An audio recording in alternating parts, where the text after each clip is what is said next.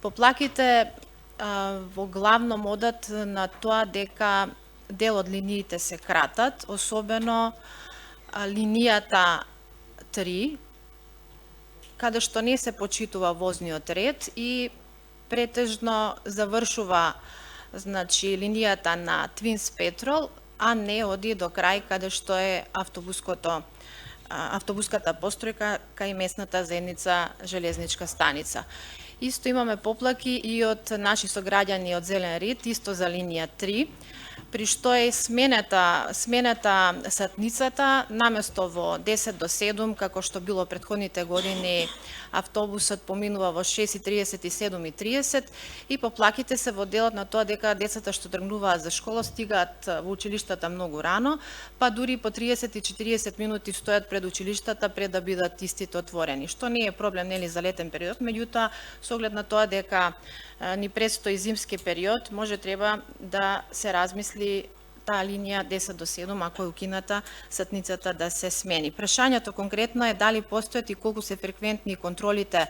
на доследност во реализација на возниот ред и дали постои некаков модул, контакт телефон, каде што граѓаните можат да се обратат со цел да ги кажат своите забелешки и предлози како би можеле возниот ред да го согласиме согласно нивните потреби. Возниот ред, ова сериозна забелешка, ги задолжувам службите, инспекцијските служби утре да спроведат вонреден инспекцијски надзор на сите посочени линии од страна на советникот и да се утврди дали операторот кој што ја има добиено таа линија да ја организира, тоест тие две линии, мислам дека линија 3 беше, тоа е една линија,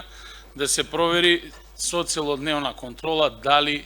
редовно ја извршува линијата и ја вози така како што самиот дал понуда.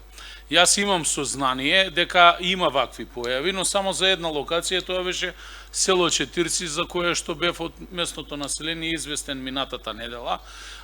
Превозникот само иницијативно ги известил граѓаните дека повеќе нема да ја вози линијата во одредени термини. Веднаш реагиравме преку службите, во меѓувреме превозникот достави барање до нас, дали може да биде редукувано, бидејќи нема финансиска исплатливост да ја одржува таа линија. Но сакам да го запознам советот дека генерално имаме сериозен проблем со јавниот превоз во градот и негово понатамошно функционирање од страна на превозниците е упатено писмо до мене со барање за покачување на цените на јавниот превоз во градот, бидејќи тие тоа го аргументираат со покачени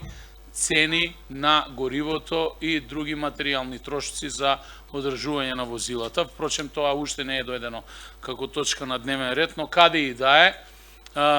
ќе дојде. Размислувам што тоа би значело и колку тоа би го чунело буџетот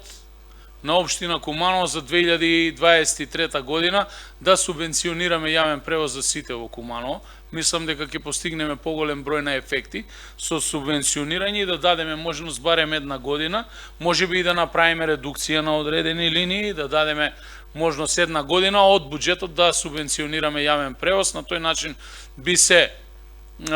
дал финансиски бенефит на граѓаните, бидејќи е тешка социоекономска криза. Од друга страна, за тие средства ќе мора да се откажеме од одредени проекти, да ги реализираме кои што ги споменавте. Нели имаме план 22, 23, 24 година, но